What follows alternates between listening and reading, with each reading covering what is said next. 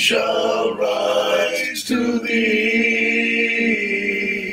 Holy, holy, holy, merciful and mighty, God over all and blessed eternally. Holy, holy, holy, all the saints adore thee, casting down their golden crowns around the crystal sea. Cherubim and seraphim falling down before thee, who was and art and evermore shall be.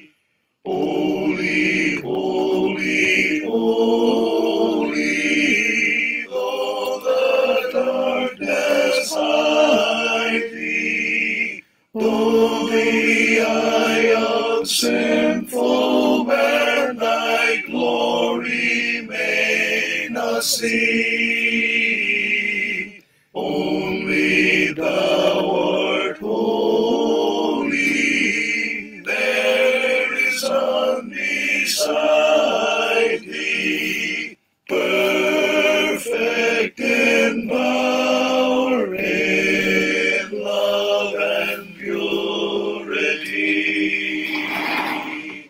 Holy, holy, holy, Lord God Almighty,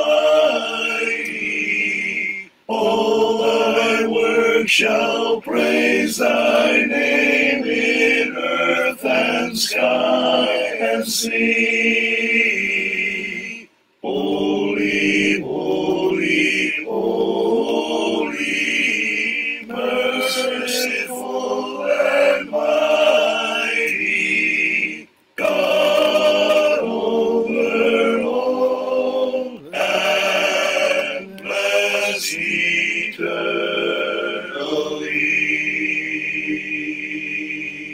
eternally. You may have your worldly pleasures, your silver and your gold. You may pile up all the riches that this old world can hold. But I'd rather have my Savior and with him firmly stand. For I want to be ready to meet him in the glory land. I want to be ready to meet him by and by. I want to be ready to meet him in the sky. Oh, I want to be more like him and do his blessed command. For I want to be ready to meet him in the glory land.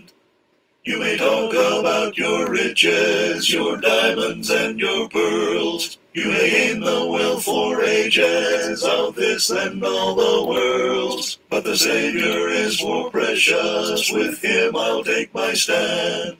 For I want to be ready to meet him in the glory land. I want to be ready to meet him by and by. I want to be ready to meet him in the sky. Oh, I want to be more like him and do his blessed command. For I want to be ready to meet him in the glory land.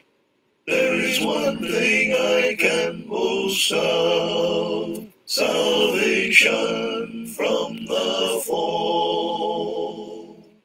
I'm an heir to wealth and glory.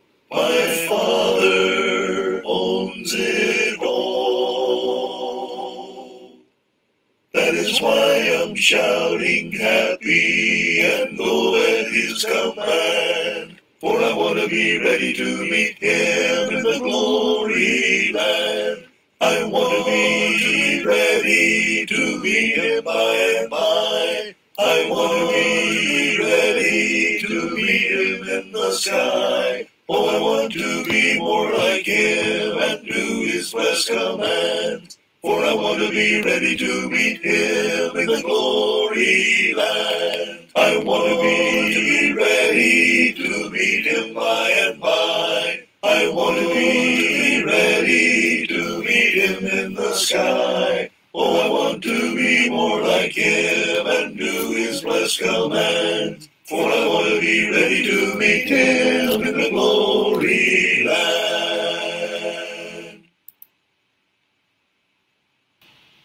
Magandang gabi mga kapatid sa nakikinig at nanonood sa oras na ito sa ating pong pangaral sa Facebook. Good evening to everyone who are listening and watching our Facebook Live preaching.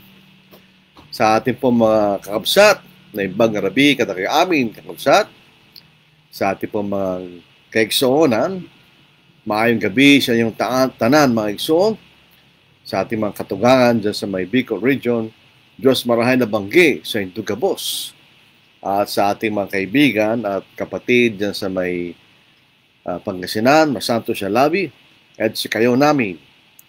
At gayon din po sa Carabao Island, mayad nga gabi sa inyong tanan. Dito po sa lugar na mga Kamampangan, may pabengi kaya ko nga. Tulad po ng ating in-announce sa ating Facebook, ang ating pag-aaralan po rito ay ang iba't ibang pagkagamit ng salitang Espiritu sa Biblia. Yun ang ating bibigyang pansin sa ating pag-aaral sa gabing ito. The uses of the word Spirit in the Scriptures. Kung atin pong binabasa yung aklat po ni Duncan sa kanyang hermeneutics, sinasabi niya na kapag ka nagbabasa tayo, binibigyan natin sa una ang literal na kahulugan ng isang salita. So, Duncan said, we interpret first a word in its literal meaning. Lahat po ng mga salita, meron silang literal na kahulugan. Pero, ang isang salita, kailangan natin siyang maunawaan ayon sa kanyang context. Ibig sabihin, sa pagbabasa po natin sa Biblia, alin mang salita na ating binabasa, kailangan natin siyang maunawaan ayon sa kanyang context. Sapagkat ang mga salita ay merong mga iba't ibang pagkagamit at kahulugan. Bagamat meron silang isang literal na kahulugan, pero ito'y ginagamit sa iba't ibang paraan ayon sa kanyang context. Yun po ang katotohanan ng mga salita. At hindi po naiba ang salitang Espiritu sa ganitong paraan. Halimbawa, magbigay po tayo ng halimbawa para maunawaan po natin ang prinsipyong ito ng mga kahulugan ng mga salita. Yung salitang Ecclesia, yan po yung sinasalin na church sa Bagong Tipan, hindi po ito isang salitang relihiyoso. It is not a religious word. Actually, ginagamit ng mga Grego para sa isang kapulungan na kung saan tinatawag ang mga mamamayan para pag-usapan ng isang mahalagang bagay. So it's a legal assembly. Pinag-aaralan nila at pinag-uusapan ng isang mahalagang bagay na sila'y naapektuhan. Halimbawa po dito sa Acts chapter 19 verse 39, nang sina Apostle Paul ay nasa Epeso, nagkaroon ng kaguluhan. Sapagkat ang Epeso ay sentro ng pagsamba kay Artemis o kay Diana. At isang malaking kalakal ang pagbenta ng mga imahin ni Diana at ni Artemis. Ay dahil nga po sa pangalan ng Apostle Paul tungkol sa Ebanghelyo ay para bagang nagulo ang mundo ng mga taga-Epeso. At nagkaroon po ng akusasyon laban kay Pablo at kay Silas. Ngayon, dito po sa Acts 19 verse 39, ito pong sinabi ng isang mamamayan sa lugar na yon. Ngunit kung may iba pang mga bagay kayong inahangad, ito'y ating lulutasin sa karaniwang kapulungan. In other words, itong pinuno ng mga mamayan, dinismiss nila ang kaso labang kay Apostle Paul. At sabi niya, ngunit kung may iba pang bagay kayong hinahangad, ito'y lulutasin natin sa karaniwang kapulungan. Yung salitang kapulungan ay eklesya. Pareho rin po sa salitang church. Ang pinanggalingan ay salitang eklesya. Sa Tagalog, iglesia. Parang nilipat lang po yung wikang Grego sa Tagalog. Eklesya, iglesia. Kumisan, ito'y ginagamit sa paraan na ito'y may kapulungan. Katulad nga po ng kagamitan ng mga Grego, ito'y tumutukoy sa isang kapulungan na kung saan pinatatawag ang mga mamayan para sa kasiyang mahalagang bagay. Dito po sa Acts chapter 7 verse 38, dito po sa King James Version, makikita natin dito yung salitang kapulungan ng mga Hudyo. Sa bundok ng Sinai, sila'y nandoroon para mapakinggan ng Diyos sa pagbibigay ng kanyang mga kautusan. So ito isang kapulungan. Merong layunin ng kailang pagkatawag. Ano yun? Tinawag ang mga mamayan ng mga Hudyo sa pangunguna ni Moises para pakinggan nila ang mga kautusan ng Diyos na nagsasalita mula doon sa bundok. At ito po ay sinalin na church sa King James Version. Basahin natin.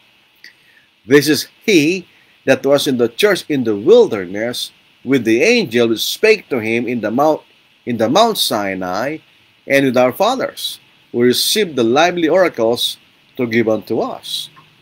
So itong grupo ng mga tao rito ay mga Hudyo. Sila'y tinawag sa isang partikular na dahilan para mapakinggan nila ang kautusan ng Diyos na ibinibigay mula sa bundok ng Sinai. So ginamit ang salitang church. Ito po ay galing sa eklesya. Pero hindi ito yung iglesia ang tinatag ng Panginoon. Ito'y kapulungan lamang ng mga Hudyo na nakinig doon sa mga kautusan na binigay ng Diyos na nagsasalita mula sa bundok.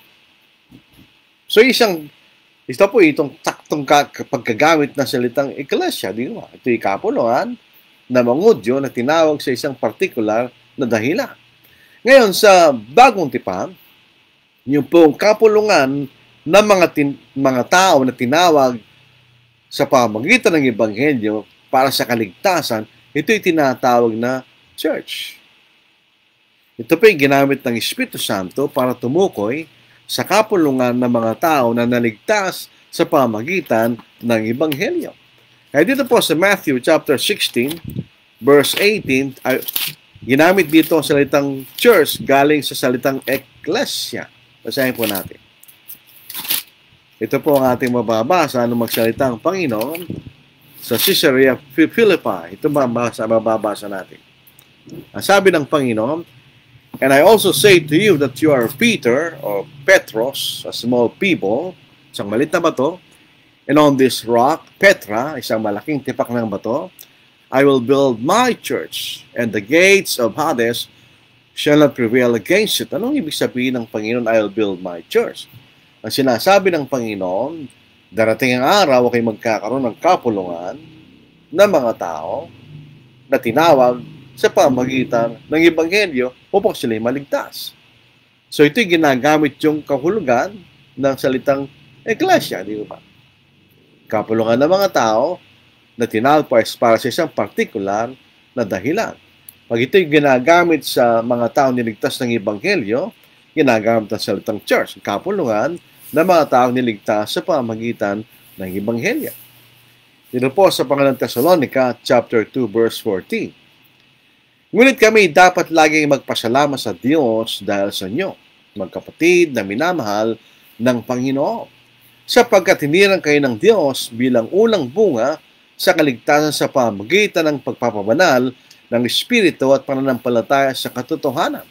Dito'y tinawag niya kayo sa pamamagitan ng aming Ebanghelyo upang magkamit ng kalalatihan ng ating Panginoong Jesucristo." Tayo tinatawag sa pamamagitan ng Ebanghelyo patungo sa kaligtasan. So, pag ang salitang eklesya ay ginamit sa kapulungan ng mga tao na niligtas ng Ebanghelyo, yan ang iglesia ng itinatag ng ating Panginoon. That was the ecclesia built by the Lord. So, tignan ninyo. Ang salitang eklesya ay ginamit sa iba-ibang paraan. Ang literal na kahulugan, ito isang legal assembly ng mga Grego, tinatawag ang mga tao para pag-usapan nila ang isang mahalagang bagay, ito rin po yung ginamit doon sa kapulungan sa ilang, sa Old Testament, ng kapulungan ng mga Hudyo na nakinig sa pagbibigay ng kautusan ng Diyos na nagsasalita mula sa bundok. At sa Bagong Tipan, ang salitang Ecclesia ay ginamit para tukuyin ang kapulungan ng mga tao na iligtas sa pamamagitan ng Ebanghelyo. So sa Bagong Tipan, nagbasa natin ang church, ang tinatag ng ating Panginoon, yan ang kapulungan ng mga tao na iligtas sa pamamagitan ng Ebanghelyo. Meron po tayo pwedeng tignan sa salitang world o sanglibutan o galing po sa salitang cosmos, sa salitang Grego. Ito rin po yung ginagamit sa iba't ibang paraan. Tingnan natin. Sa John chapter 3 verse 16, ito po isang sikat na talata. Halos lahat tayo lang po natin ito. For God so loved the world that He gave His only begotten Son, that whoever believes in Him should not perish but have everlasting life. So, ang salitang ebanghelyo rito o sanglibutan ay tumutukoy sa mga tao. Titignan natin ang kahulugan. For God so loved the people. The world, referring to people. Dahil gusto maligtas ng Diyos ang mga tao. So, yung salitang sanglibutan doon ay tumutukoy sa mga tao. Pero yung si Pablo ay pumunta sa Athens at doon siya nagkaroon ng pagkakataon na mangaral. Dito sa Acts chapter 17 verse 24, God who made the world and everything in it, since He is the Lord of heaven and earth, does not dwell in temples made with hands. So yung salitang ebanghelyo rito ay tumukoy sa lahat ng nilalang ng Diyos. Hindi lamang mga tao, kundi lahat ng pisikal na mga bagay na nilalang ng Diyos. Pero pagdating sa 1 John chapter 2, ginamit rin po sa salitang sanglibutan, hindi upang tukuyin sa mga tao o ang mga bagay nilalang ng Diyos, kundi sa mga masasamang bagay na ginagawa sa sanglibutan. Basahin po natin. Sa 1 John chapter 2 verse 15, do not love the world or the things in the world. If anyone loves the world, the love of the Father is not in him. So, hindi ibig sabihin ng sanglibutan dito yung mga tao o yung mga bagay nilalang ng Diyos, kundi yung mga bagay na masasama na matatagpuan sa sanglibutan. So, yun po yung salitang sanglibutan ginagamit sa iba't ibang paraan. So, ganito ang ating titignan sa salitang Espiritu. Ang salitang Espiritu na galing po sa salitang Grego na pneuma. Kaya nga pag pinag-uusapan yung air pressure, pneumatic pressure kanya. Pagka ito'y tumutukoy sa hangin. So, air pressure o pneumatic pressure. Yung salitang pneuma, yan po ang salitang espiritu. Ang ibig sabihin ng salitang pneuma literally means wind, hangin. Hindi natin nakikita, ngunit mga pangyarihan. At kumisan, ito'y sinasalin na ganon sa banal na kasulatan. Ito'y tumutukoy sa hangin. At yun ay salitang pneuma. Halimbawa, sa John chapter 3 verse 8. So, ang literal na kahulugan ng salitang pneuma na sinasalin na salitang espiritu ay hangin. Dito po sa John chapter 3 verse 8. Umihip ang hangin kung saan ito ibig at naririnig mo ang ugong nito, ngunit hindi mo nalalaman kung saan ito nanggagaling at kung saan tutungo. Gayon ang bawat isang ipinanganak ng Espiritu. Alam po natin ang ipinanganak sa Espiritu ay ipinanganak na muli nung tayo sumampalataya at nabautismuhan. Hindi naman natin nakikita yung pagbabago. Pero tayo binago ng Diyos sapagkat pinatawad ang ating mga pagkakasala. Hindi mo natin nakikita yon. Pero ito to at nangyayari. So, ganun ang salitang hangin. Hindi mo siya nakikita, pero nararamdaman mo. At ito'y makapangyarihan. So, ibig sabihin, ito'y literal na hangin. Pero kamisan, ito'y tumutukoy sa Espiritu. Sa banal na Espiritu. Sa Matthew chapter 3 verse 11. Binabautisman ko nga kayo sa tubig para sa pagsisisi Ngunit ang dumating na kasunod ko ay mas makapangyarihan kaysa sa akin. Hindi ko karapat-dapat magdala ng kanyang sandalyas, kanyang babautismon kayo sa Espiritu Santo at sa apoy. So, yung salitang pneuma rito ay tumutukol sa Espiritu Santo, Holy Spirit. Holy pneuma, nakita natin. So, Holy Spirit. Kumisan salitang pneuma ay tumutukoy sa masasamang mga spirito o evil spirits. Sa Matthew chapter 8 verse 16, nang gabing yon ay dinala nila sa kanyang maraming inahalihan ng mga demonyo. Pinalayas niya ang mga spirito sa pamagitan ng salita at pinagaling ang lahat ng mga may sakit. So ito, salitang mga spirito rito, galing pa rin sa salitang pneuma, hindi ito tumutukoy sa Espiritu Santo. Hindi rin tumutukoy sa hangin. Ito'y tumutukoy sa mga masasamang espiritu. Yun na makikita natin. Kuminsan, ang salitang espiritu rin ay ginagamit sa kahulugan ng kalagayan ng kaisipan or attitude o kalagayan o state of being. So ito'y tumutukoy sa kalagayan o sa ating kalagayan ng ating kaisipan. Halimbawa, dito po sa 1 Peter chapter 2 verse 17, ganyan. Ito'y tumutukoy sa kalagayan ng kaisipan, ganyan. 1 Peter chapter 1 verse 27, ang inyo lamang pamumuhay ay maging karapat-dapat sa Ebanghelyo ni Kristo, na kahit ako ay dumating at kayo makita, o malaman sa harap ninyo at mabalitaan ko mga bagay patungkol sa inyo na kayo naninindigan sa isang espiritu na may isang isipan na magkasamang nagsisikap para sa pananampalataya ng Ebanghelyo. Naninindigan sa isang espiritu kanya. So ito tumutukoy sa kalagayan ng kaisipan na may isipan na magkasamang nagsisikap para sa pananampalataya ng Ebanghelyo. So sa naninindigan sa isang espiritu, sa kahulugan na meron silang isang kaisipan na nagsisikap para sa pananampalataya ng Ebanghelyo. So yun ay kalagayan ng kaisipan. So dito po sa Romans chapter 11 verse 18, ito'y espiritu ng pagkahimbing. Ito'y kalagayan ng pagkahimbing. Basahin natin sa Romans 11 verse 8. Ayon siya na susulat, binigyan sila ng Diyos ng espiritu ng pagkakahimbing, ng mga matang hindi tumitingin at ng mga tengang hindi nakikinig hanggang sa araw na ito. So ito espiritu ng pagkahimbing. Hindi po ito isang espiritu sa isang tao para ka matulog. Hindi. Ito'y kalagayan ng pagkahimbing. In other words, nung tayo naging mga Kristiyano, hindi tayo nilagay sa kalagayan ng pagkahimbing. Yun ang sinasabi ni Apostol Pablo. Yung mga taong hindi sumusunod sa Ebanghelyo, ang mga matang hindi tumitingin, at mga tengang hindi nakikinig, sila'y binigyan ng kalagayan ng pagkahimbing. O dito po sa Galatians chapter 6 verse 1, ang kalagayan ng pagiging maamo. Mga kapatid, kung ang isang tao ay natagpuan sa anumang pagsuway, kayong mga espiritual ay dapat panunumbalikin siya sa espiritu ng kaamuan. Tingnan ang iyong sarili, baka kayo matukso rin. So, yung isang tao nagkakasala, siya ipabalikin sa Panginoon sa espiritu ng kaamuan. In the spirit of meekness.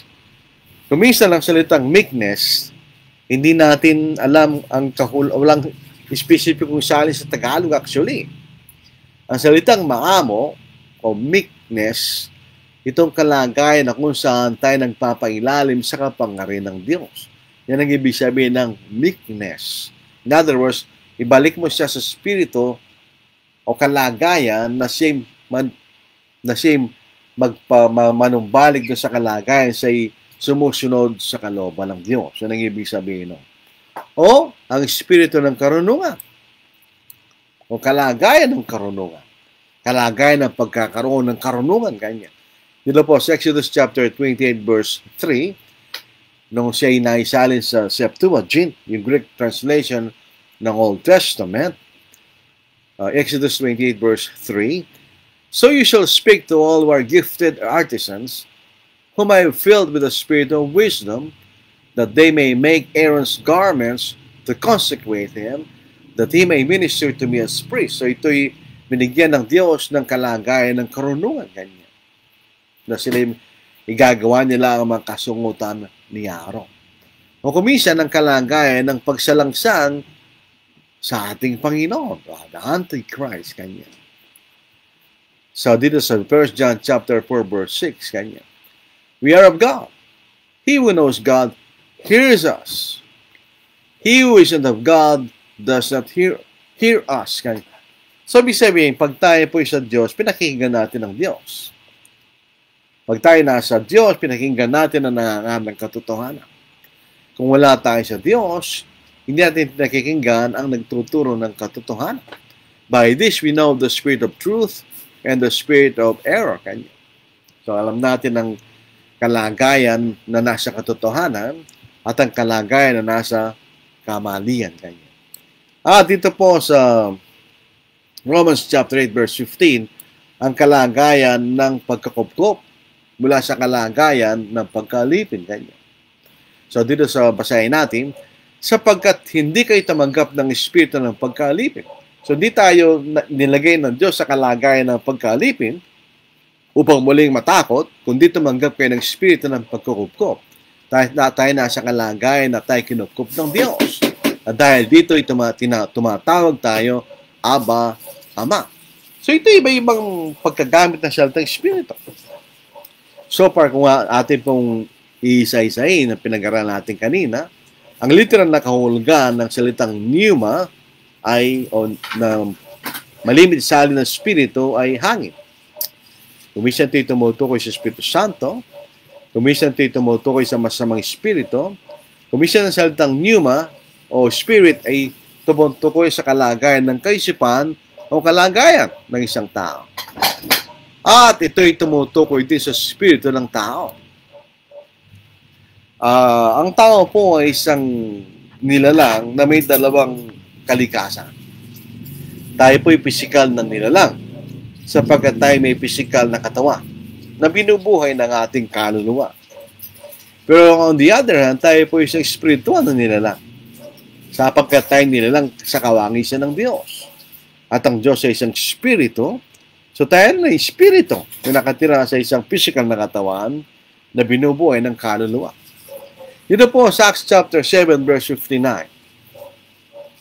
Habang binabato nila si Esteban, ay nananalangin siya. Panginoong Jesus, tanggapin mo aking espiritu. Ano yun? Nung namatay si Esteban, iniwan niya ang kanyang katawan. So actually, yung espiritu ng tao ay yung mismong tao. Nanilalang ng Diyos sa larawan sa kanyang larawan.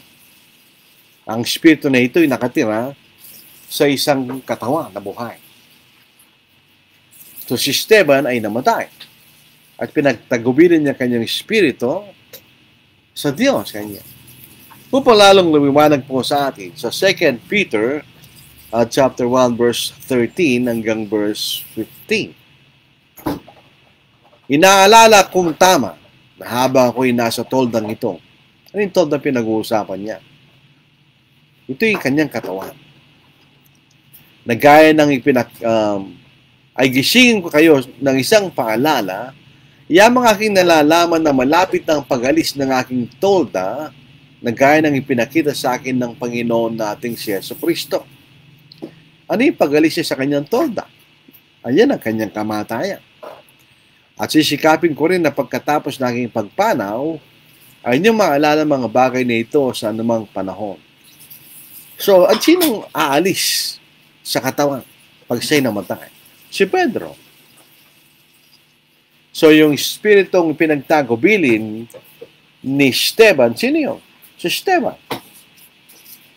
At si Pedro, nang siya'y mamamatay, iiwan niya ang kanyang tolda. So, aalis si Pedro sa kanyang katawan. So, nung nalangin tayo ng Diyos sa kanyang larawan, sa Genesis chapter 1, verse 26, nalangin natin ng tao sa ating larawan at sa ating wangis kanya. Ang tao po'y nilalang na katulad ng Diyos. Meron tayong katulad sa Diyos. At ang Diyos po ay isang espiritu. Hindi katulad ng tinuturo ng ibang pananampalataya ng Diyos daw po ay may physical na katawan. Ng Diyos ay walang physical na katawan. Siya po isang espiritu. Basahin natin. Sa John chapter 4 verse 23. But the hour is coming, and now is, when the true worshipers will worship the Father in spirit and truth. For the Father is seeking such to worship Him. God is spirit, and those who worship Him must worship in spirit and truth.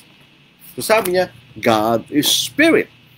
So tayo rin ay espiritu, sapagkat tayo nilalang sa larawan ng Diyos. So pag namatay ang tao, ang espiritu, ang tao mismo, ay iwanan niya ang kanyang katawan. Yun ang sinasabi ng Biblia. Yung espiritu, yan ang ating panloob na pagkatao na nakatira sa paglabas na pagkatao. In other words, yung nakikita natin yung ating katawan, yun ang ating pisikal na larawan sa mga tao habang tayo nasa lupa. Pero mayroong nakatira sa loob ng katawan. Yan ang tinatawag na inward man. Yan ang panloob na pagkatao kanya. Basahin na sa 2 Corinthians chapter 4 verse 16. Kaya't kami ay hindi pinaghihinaan ng loob, bagamat ang aming panlabas na pagkatao ay nabubulok. In other words, ang ating katawan ay unting-unting namamatay habang dumaraan ng panahon. Ayun ay makikita natin sa mga larawan natin. Nung tayo bata, titignan mo yung larawan mo, ay iba na pag ikay nagkakaedad. Dahil ang ating katawan o ating panlabas na pagkatao ay unting-unting tumatanda. Eventually, ito'y mamamatay. At ang aming panloob na pagkatao binabago sa araw-araw. So, ito'y magkaiba. Ang mga Kristiyano, tayo po'y binabago ng salita ng Diyos. Araw-araw. Kasi habang binabasa natin, pinag-aaral natin ang salita ng Diyos, binagbabago tayo doon. Ay sa kaalaman natin sa salita ng Diyos. Kung ating panloob na pagkatao ay binabago sa araw-araw, ang ating panlabas na pagkatao yung tiyuting namamatay. So, mayroong panlabas at mayroong panloob. Yung panloob na pagkatao, yan ang tunay na sumasamba. Meron tayong ginagawa. Yun ang sinasabing para pagsamba sa katotohanan. Ginagamit natin ang ating physical na katawan para gawin natin ang mga bagay na pinag-uutos ng Diyos sa ating pagsamba. Pero yung tunay na sumasamba ay yung panloob na pagkatao. Yun ang ating espiritu ngayon. Sayin natin. Subalit dumarating ang oras at ngayon nga nasasambahin ng mga tunay na sumasamba sama sa espiritu, hindi ito tumutukoy sa Espiritu Santo, kundi sa ating espiritu at katotohanan. Ito'y tumutungkol sa lahat ng mga bagay na ipinahayag sa Biblia sa ating pagsamba, sapagkat hinahanap ng Ama ang gayong mga sumasamba sa Kanya. In other words, ang ating pagsamba ay dalawa. Yung ating panlabas na pagsamba, yung ating ginagamit ng ating katawan upang gawin natin ang mga bagay na pinag-utos ng Diyos. Pero sino ang tunay na sumasamba? Ang ating espiritu, yung ating panloob na pagkatao. So yun makikita natin iba-ibang klaseng pagkagamit ng salitang espiritu sa Biblia. Kung makikita rin natin, ang salitang espiritu ay tumutungkol, ginagamit sa kahulugan ng mga tagapagturo. Tagapagturo, whether of truth or error, o kahit na ito'y katotohanan o mali, ang mga nagtuturo ay tinatawag na mga espiritu. So hindi ito tumutungkol sa Espiritu Santo, mga kapatid. Ito'y tumutungkol sa iba't ibang nagtuturo. Tignan ninyo, yung mga maling nagtuturo. Basahin natin sa 1 Timothy chapter 4 verse 1 to 3. Ngayon ay maliwalag na sinasabi ng Espiritu na sa mga huling panahon ang iba'y tatalikod sa pananampalataya sa pamagitan ng pakikinig sa mga mandarayang espiritu at sa mga aral ng mga demonyo. Tingnan niyo, mga mandarayang espiritu. Hindi naman ito mga literal na espiritu na nagtuturo sa mga tao, kundi ito yung mga tao na nagtuturo lang mali sa pamagitan ng pagkukonvert ng mga nagsasalita ng mga kasinungalingan na mga budhi ay tinatakan ng nagbabagang bakal. Kailang ipinagbabawal ang pag-aasawa at ipinag-uutos na lumayo sa mga pagkain nilang ng Diyos upang tanggapin na may pagpapasalamat ng mga nananampalataya at nakakaalam ng katotohanan. So tignan nyo, anong tawag nila, tinawag ni Apostle Paul sa mga espiritu, mga taong nagtuturo ng maling aral. Nagtuturo ng mga aral ng mga demonyo, mandarayang espiritu. Mandaraya dahil hindi siya nagtuturo ng katotohanan. Na ipinakikita nila na ito'y katotohanan. Kaya siya'y mandarayang espiritu.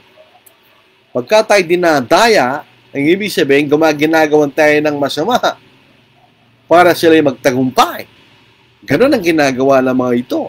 Ito yung mga taong nagtuturo ng mali na dinadaya tayo. Dito po sa 1 John chapter 4 verse 1. Mga minamahal, huwag ninyong paniwalaan ang bawat espiritu, kundi ninyong subukin ang mga espiritu kung sila'y sa Diyos. Sapagkat maraming lumitaw na mga bulwang propeta ay siyang libutan. Dito nakikilala niyo ang espiritu ng Diyos. Ang bawat espiritu nagpapayag na siya sa Kristo ay naparito sa laman ay sa Diyos. At ang bawat espiritu hindi ipinahayag si Jesus ay hindi sa Diyos. Ito ang espiritu ng Antikristo na inyong narinig na darating at kayo'y nasa sanglibutan na. Tingnan niyo, dalawang klaseng espiritu sinasabi rito. Ang espiritu ng Diyos na nagtuturo at nagpapahayag ng katotohanan. Anong katotohanan na pinapahayag ng espiritu ng Diyos? Kapag kayo pinapahayag na si Yesu Kristo ay naparito sa laman, ay ito'y itinuro ng espiritu na nagpapakilala at nagpapahayag ng katotohanan. Pero pag nagtuturo ang isang tao na si Yesu Kristo hindi naparito sa laman, ito ay espiritu ng Antikristo kanya. Ito ang tinuturo ng Antikristo.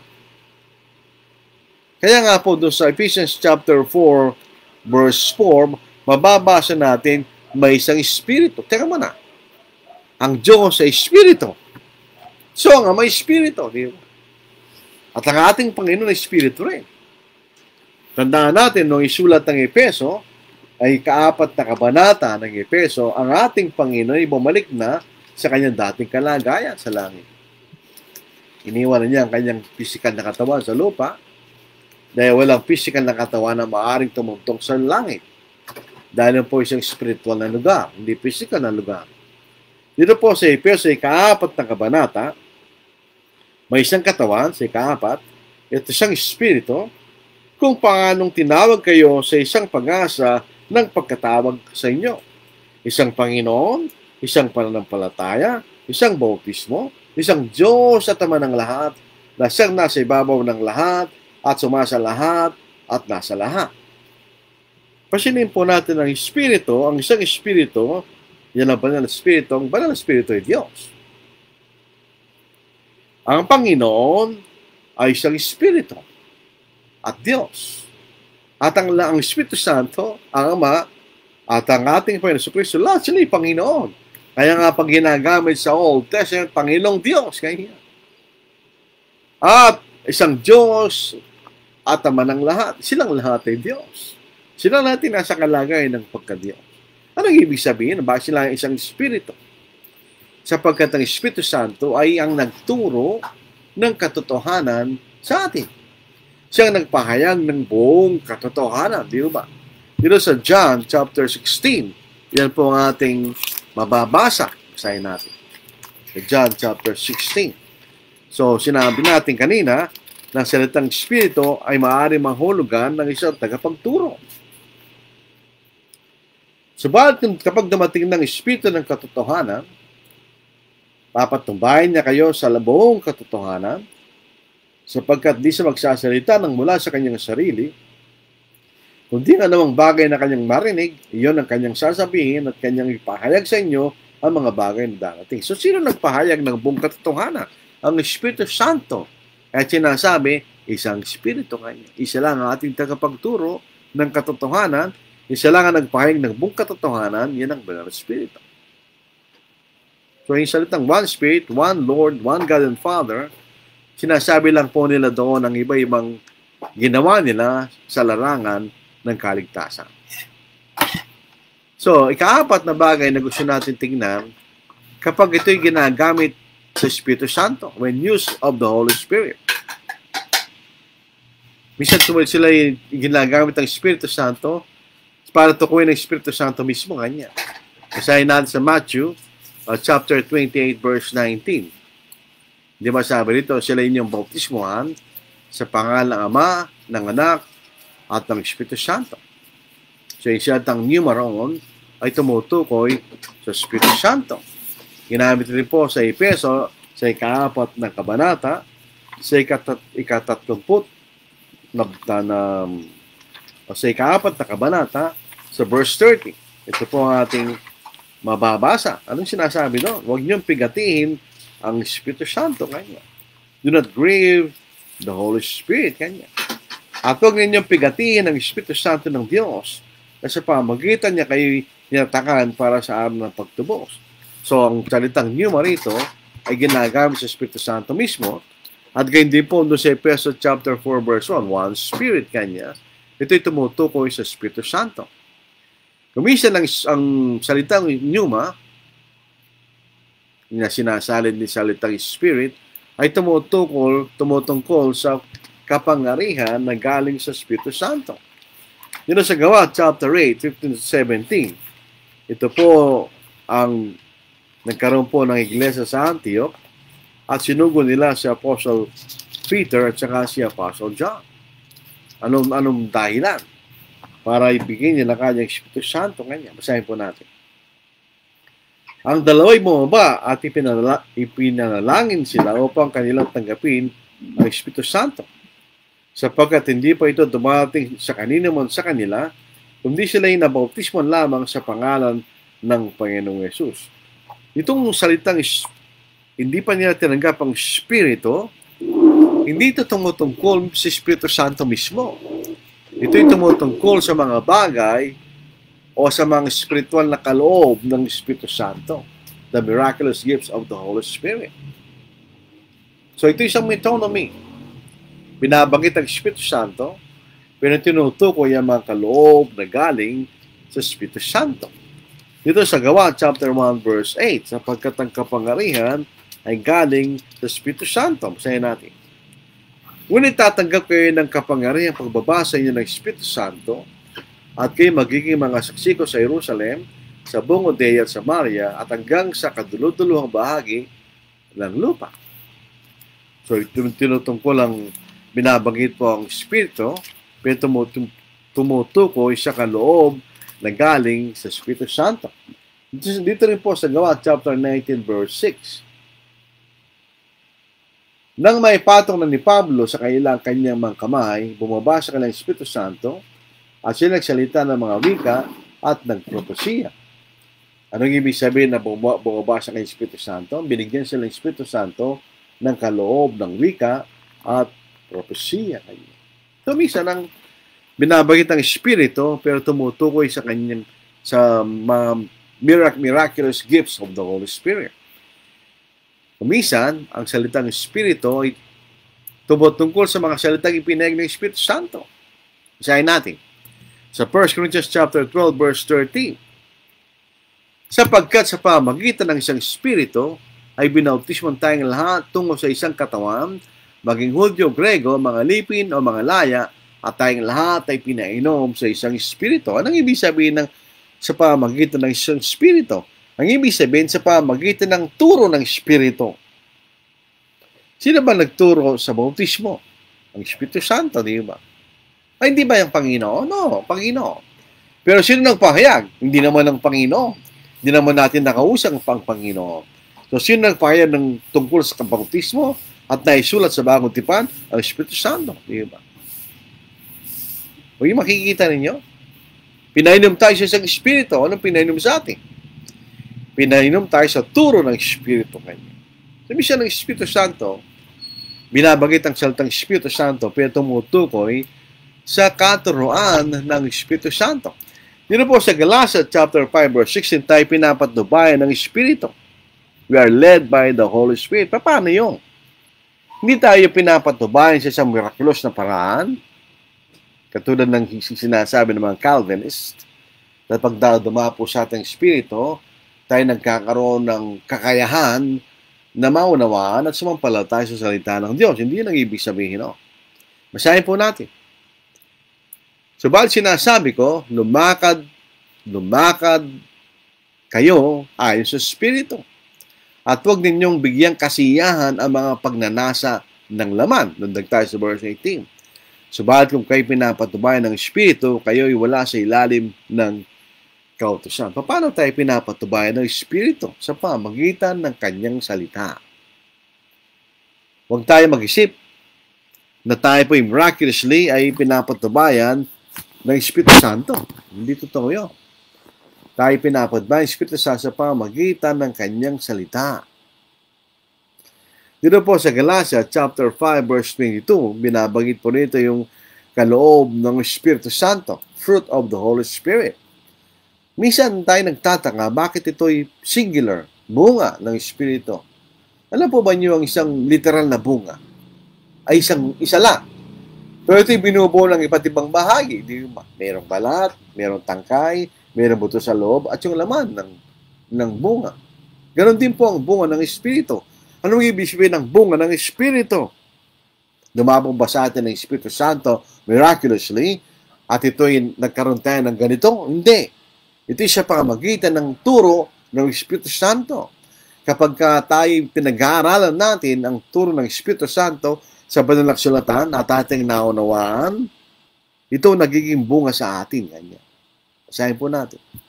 Subalit ang bunga ng Espiritu ay pag-ibig, kagalakan, kapayapaan, pagtsatsaga, kagandahang loob, kabutihan, katapatan, kaabuan, at pagpipigil sa sarili. Laban sa mga ito ay walang kautusan. So, ibig sabihin, bunga ng Espiritu. Pag tumubo sa atin ang mga salitang binabasa natin sa Biblia, ito yung mga salitang ipinahayag ng Espiritu Santo, ito nagiging bunga niya. Sa John 3:5, merong born of the Spirit. Tayo pinanganak sa Espiritu. Sumagot si Jesus, katotohanang sinasabi ko sa inyo, malibang ang isang tayo ipanganak ng tubig at ng Espiritu, hindi siya makakapasok sa kaharian ng Diyos. Nang ibig sabihin ng ipanganak sa Espiritu? Ang sabi ng mga Pentecostal, ito raw po'y dalang bautismo. Bautismo sa Espiritu Santo at bautismo sa tubig. Hindi, ito isang kapanganakan lang. Walang pagkakaiba pag may naipanganak na tao. Ito'y naipanganak ng kanyang ina. Pero ito'y may bahagi rito ang kanyang ama. Di ba? Dahil kung ang nanay lamang mag-isa, hindi siya magkakaroon ng anak. So yung bini ng ama, na lumagay siya sa napupunan ng ina, ay nagbunga ng isang anak. Di ba? Dalawang elemento yon, yung tatay at yung nanay. Ganyan din ang kapanganakan, muling kapanganakan o born again. Tayo pinapanganak sa Espiritu niyo. Dito sa 1 Peter chapter 1 verse 23 verse 25, ipinanganak na kayong muli ng hindi siya binding nasisira, kundi na walang kasiraan sa pamagitan ng buhay at nananatiling salita ng Diyos. Sapagkat ang lahat ng laman ay gaya ng damo, at ang lahat ng kalalatihan nito ay gaya ng bulaklak ng damo. Ang damo'y natutuyo, at ang bulaklak ay nalalanta. Subalit ang salita ng Panginoon ay nananatili magpakailanman. Ang salitang ito ay ang magandang balita na ipinangaral sa inyo. So, ano yung binhi? Ang salita ng Diyos. Ang Ebanghelyo. Yan ang born of the Spirit. Yung Spirit, yan ang binhi na galing sa Espiritu Santo. Yan ang Ebanghelyo. Ano yung tubig? Yan ang actual na kapanganakan. Pag tayo nabautismohan.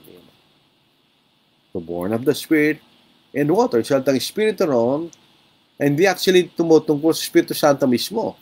Kundi sa isang bagay na galing sa Espiritu. Ano yun? Ang binhi, ang Ebanghelyo, ang salita ng Diyos.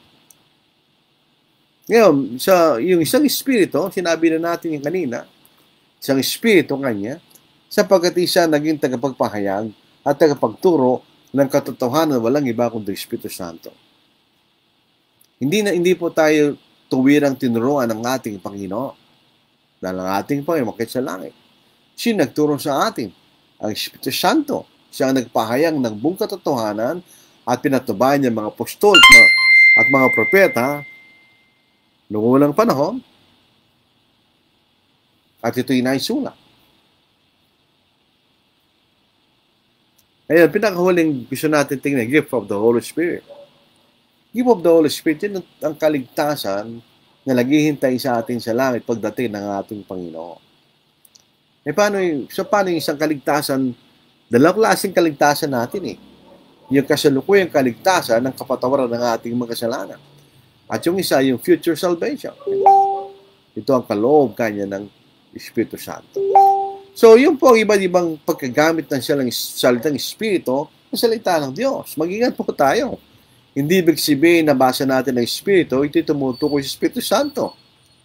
Kuminsan, may mga salin na nilalagay nilang capital S ang isang salitang Espiritu para bagang ito tumutukoy sa Espiritu Santo.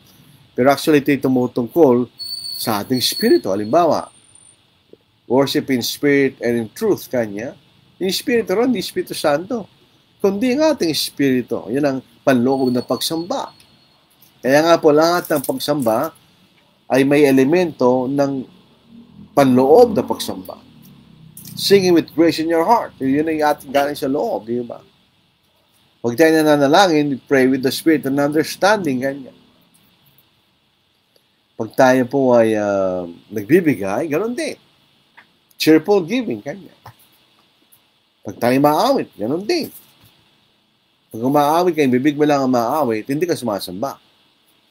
Pag umaawit ka, nahinang-unawaan mo at may kagalakan na pagpapasalamat galing sa iyong puso, yun ang tunay ng pag-aawit sa Diyos. Pag tayo nananalangin na memorized, hindi galing sa Espiritu yun, ng ating Espiritu. Kailangan ng ating panganalangin ay galing sa ating kaisipan. Buong pusong galing sa ating kaisipan tayo nakikipag-usap sa Diyos. So, bilang summary, ang salitang Espiritu, minsan tumutukoy sa Espiritu mismo, minsan ito tumutukoy sa hangin, yan ang literal na kahulugan. Ang Espiritu Santo ay, ang salitang Espiritu ay galing sa pneuma, at ang Espiritu Santo rin galing sa pneuma, dahil ang Espiritu hindi natin siya nakikita, pero siya makapangyarihan katulad ng hangin. Ang masamang mga Espiritu, mga bulang tagapagturo. Minsan ang Espiritu ay tumutukoy sa ating kalagayan ng ating kaisipan o ating kalagayan. Pinagit natin kalagayan ng ating kaisipan, kalagayan ng pagkaibing, kalagayan ng kamuan, kalagayan ng pagtuturo ng mali, Antikristo, o kalagayan ng pagkalipin, mula sa pagkalipin patungo sa kalagayan ng pagkukupkop. At kumisa ito tumutukoy sa Espiritu ng tao.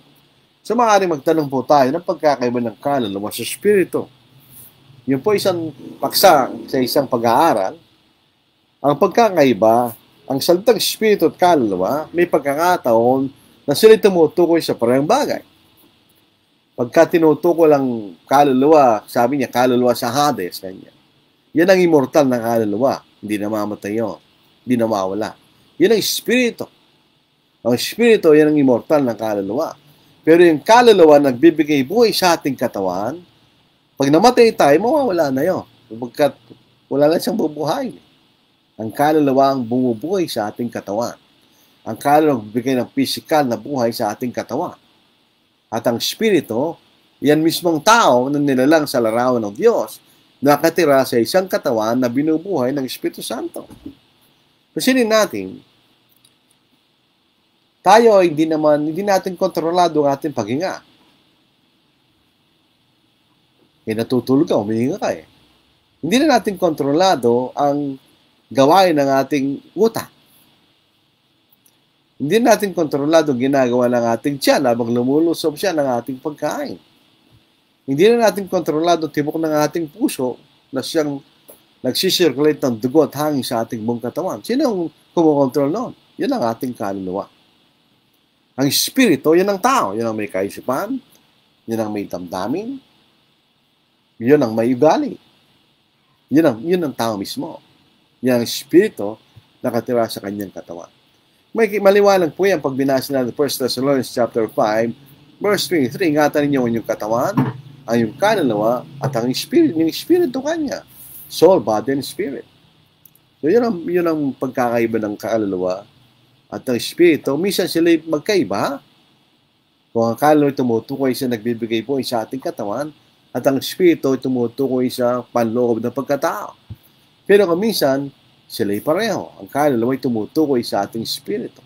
So in that sense, may pagkakataon sila'y synonyms. Ano po? Pero hindi sa lahat ng pagkakataon. So yung espiritu ng tao, yun ang immortal ng kaluluwa ng tao, kaya yun ang iba't ibang pagkagamit. So tagapagturo din. Ginagamit ang salitang espiritu sa tagapagturo, kaya ito yung tagapagturo ng mali o tagapagturo ng katotohanan, sila'y tinatawag na espiritu. At pagmisa ng Espiritu Santo, salitang Espiritu Santo, tumutukoy siya sa Espiritu Santo mismo o sa isang sa mga kaloob ng Espiritu Santo na nawala na nung naipahayag ng buong katotohanan. O kumisan tumutukoy sa mga salitang ipinag-Espiritu Santo at kumisan pinapatubayan tayo ng Espiritu kanya, pero tayo pinapatubayan ng Espiritu sa pamamagitan ng mga kanyang mga salitang ipinahayag. So sana po ito'y naging maliwanag po sa ating. Ingat po tayong simisan kapag hindi natin nakita ang iba-ibang paggagamit ng salitang espiritu, ito'y magdudulot ng maling kaisipan o maling pagkaunawa. Kaya maganda po na tayo magpatuloy sa pag-aaral ng salita ng Diyos. Kaya tayo po ay lalo kung tayo po ay mga mangangaral, kung tayo mga mangaral, higit sa lahat, kailangan tayo mag-aaral, na patuloy na pag-aaral sa salita ng Diyos. Kahit tayo mga ordinaryong mga Kristiyano lang, ordinary the sense na hindi tayo mag-aaral, hindi tayo elders, hindi tayo deacon, etc. Ganun din po yun, ito patuloy na pag-aaral ng salita ng Diyos. Makinig po kayo sa ganitong katulad ng ginagawa natin ngayon. Ito paraan ng pagtuturo at ito rin po yung paraan ng pag-aaral. Kaya nga po ginagawa po natin ito sa dalawang kadahilanan. Ito'y magpatibay sa mga Kristiyano, ngayon din ito'y magturo sa mga hindi Kristiyano. So sana po naging maliwanag sa inyo ang ating pag-aaral po sa gabing ito. Maraming salamat po sa inyong pakikinig.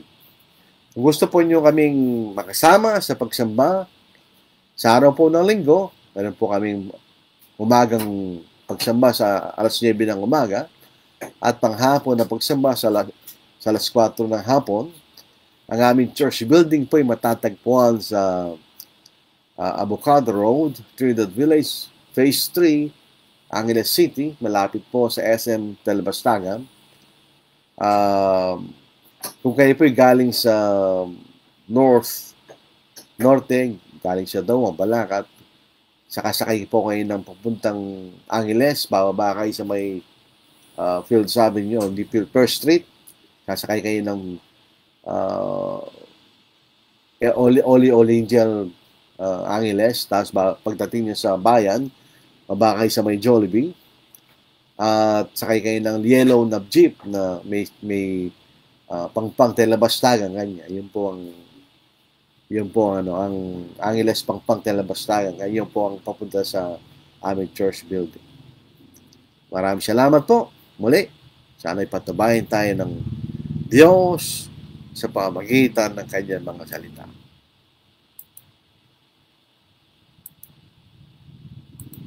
Ngayon po natin ang mga bumati. Bumati po. Mirasol Pizon. Good evening, brother. Ito po ay kaanib sa isang kongregasyon sa Southern Leyte na kapatid sa laman ni Brother Rick Darashin. Leonito Torreliza, na ibang Arabi, katakayamin, kakabsat. Ibig sabihin niyan, magandang gabi sa inyo lahat, mga kapatid, sa wikang Ilocano. Gillian Leal, good evening. Jocelyn Valiente, good evening, brother. Good evening, sister. Ravel Sapili, good evening po. Good evening din, Brad. Oljano Campo, ito'y taga Dubai. Good evening po. Noel Tanyalas, taga Dasmariñas, Cavite, magandang gabi po. Jeffrey Minao Alodo. Maayong gabi, Brad. I'm watching dire sa Lumbal, Vincenzo Sagon, Zamboanga del Sur. Malayo po yun. John Bautista, ito ang ating kaibigan at kamanggagawa. Mangangaral po sa may Birones Village, Cabanatuan City. Good evening. God send Sumagi Algama. Ito'y mangangaral din po sa Laguna na po. God send Sumagi Algama. Good evening, brethren. Lance Coloma. Good evening, Brad. Rosalito Fernandez Nardo. Naibag nga rabi, Kabagis, pareho lang po ng kakabsat, kapatid yan. Bilbar Jmar, good evening po. Alan, also known as Alan, ay bumabati po sa inyo ng magandang gabi rin. Gabriel po sa Lungang, good evening. Tapos nagbigay po siya ng John 6 verse 33, it is the Spirit who gives life, the flesh profits nothing, the words that I speak to you are spirit and they are life. Yun lang po ang bumati sa atin. So maraming salamat po sa lahat ng bumati. I've heard of a beautiful city of love where no one can go astray. And since I am trusting His wonderful love, I'll make it my home someday. I'll make it my home someday. When shadows are passed away, a mansion of love is waiting above. I'll make it my home someday. I've heard of a city with streets of pure gold, where treasures cannot decay, where love's blessed story with rapture is told. I'll make it my home someday. I'll make it my home someday. When shadows have passed away, a mansion of love is waiting above. I'll make it my home someday. I've heard of a city where stands the great throne, and angels in white array are praising my Lord with my love and His own. I'll make it my home someday. I'll make it my home someday. When shadows have passed away, a mansion of love is waiting above. I'll make it my home someday. So patiently, lovingly trusting my Lord till I shall be called away.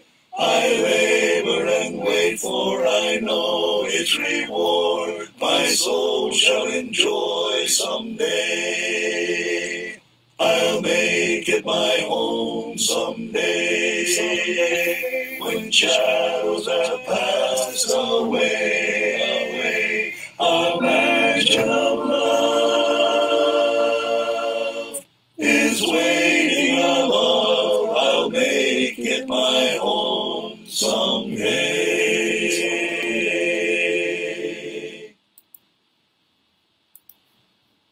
Alas, and did my Savior bleed, and did my sovereign die? Would He devote that sacred head for such a worm as I? Was it for crimes that I have done, he groaned upon the tree. Amazing pity, grace unknown, and love beyond degree. Well might the sun in darkness hide and shut his glories in, when Christ the mighty Maker died for man the creature's sin. Thus might I hide my blushing face while his dear cross appears. Dissolve my heart in thankfulness and melt mine eyes to tears. But drops of grief can ne'er repay the debt of love I owe. Here, Lord, I give myself away, 'tis all that I can do. At the cross where I first saw the light, and the burden of my heart rolled away. It was there by faith I received my sight, and now I am happy all the day. So tayo po ay pasamantala maghihiwalay. Bukas po ng gabi, tayo po ay magsisimula sa aklat po ni Pablo, ang unang aklat ni Pablo sa mga taga-Korinto. Pag-aaralan po natin ang panimula ng aklat na yon. So ang ating gagawin sa mga susunod na linggo, loobin ng Panginoon, 2 araw na tayo po ay mag-aaral ng mga paksa o topical studies, at yung panghuli, most probably Fridays, depende po sa schedule, ay pag-aaral po sa sulat ni Pablo, sa unang sulat ni Pablo sa mga taga-Korinto. Para magkaroon po tayo ng balance na pag-aaral sa salita po ng Diyos. So tayo po ay manalangin. Mga banal, kayo po ay nagagalak, natutuwa sa pagkakataon na ito, na kami po ay nakakaroon ng isang paraan ng pag-aaral ng iyong salita sa pamagay po ng online. Salamat po sa teknolohiyang ito, Diyos. Ito isang karagdagang paraan para maikalat, maituro ang iyong katotohanan. Naway buksan mo ang aming puso't kaisipan para pagtungunan po namin pansin ng pag-aaral ng iyong salita. Tulad niyong ipinagutos sa amin sa pamamagitan ni Apostle Paul, na huwag kami maging mga hangal, kundi unawain namin ang iyong kalooban. Naway mga bagay namin natututunan, ito'y nagpapabago sa aming paloob na pagkatao, at ito'y nakaragdag sa aming pagkaunama sa aming pananampalataya. Alam po namin naman na kami mga naging matuwid dahil kami yung pinatawad sa inyo aming mga pagkakasala. Kami po yung nagpapakumabaw Diyos, sinatanggap namin na kami nagkakamali. Patawarin po niyo kami sa aming mga kasalanan. Nawa po ang bawat nangangaral ng iyong ebanghelyo. Sana po may mga malinis ng kalooban na iami ito'y kanilang ipinapangaral sa anumang, hindi sa anumang dahilan, kundi sa pagliligtas ng mga kaluluwa. Naway lumaganap ang mga taong na may mabuting hangarin na ipangaral ng iyong salita o Diyos. Ama, dinadalangin po namin ang katiwasay kapayapaan ng aming bansa sa pamagitan ng aming mga namumuno sa amin. Naway magkaroon ng katiwasayan at kapayapaan ng aming bansa upang kayo makapagpatuloy sa buong katiwasayan at kapayapaan sa paglilingkod at pagsamba at pagpupuri sa inyo, O Diyos. At ang lahat ng mga ito ay dinadalangin sa pangalan ng Diyos Kristo. Amen. Maraming salamat po mga kapatid. Salamat sa inyong panahon at pakikinig. Nakipagpalain tayo ng Diyos. Good evening. God bless.